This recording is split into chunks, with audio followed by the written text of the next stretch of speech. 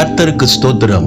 இந்த நாளுக்கான தேவ வார்த்தை 1 சாமுவேல் புஸ்தகம் 7ஆம் அதிகாரம் 12வது வசனம். இம்மட்டும் கர்த்தர் எங்களுக்கு உதவி செய்தார் என்று சொல்லி அதற்கு எபினேசர் என்று பெயரிட்டான்.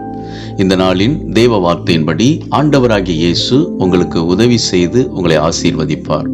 இஸ்ரவேல் ஜனங்கள் பெலிஸ்தியர்களால் சிறைப்பிடிக்கப்பட்டு அடிமையாய் வாழ்ந்தார்கள்.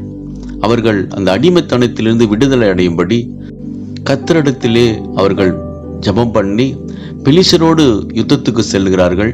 ஆண்டவர் யுத்தத்தின் போது பெரிய இடி முழக்கங்களை உண்டு பண்ணி பெலிஸ்தர்களை கலங்கடித்து அவர்கள் இஸ்ரவேல் புத்திரருக்கு முன்பாக தோற்று போகும்படி கர்த்தர் உதவி செய்தார். இஸ்ரவேல் புத்திரர்கள் தாங்கள் இழந்ததை யாவற்றையும் சுதந்திரித்துக் கொண்டார்கள். அவர்களுக்கு ஆண்டவர் உதவி செய்ததனால் எபினேசர் என்று ஆண்டவரை மகிமைப்படுத்தினார்கள்.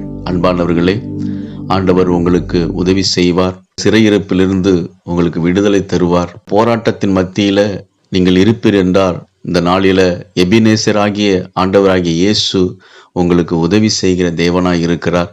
நிச்சயம் உங்க சிறையிருப்பிலிருந்து உங்க போராட்டத்திலிருந்து கர்த்தர் உங்களுக்கு விடுதலை தந்து உங்களை ஆசீர்வதிப்பார். விசுவாசியுங்கள், மகிழ்ந்து களி கூறுங்கள். இயேசு உங்களை ஆசீர்வதிக்கிறார். ஆமேன்.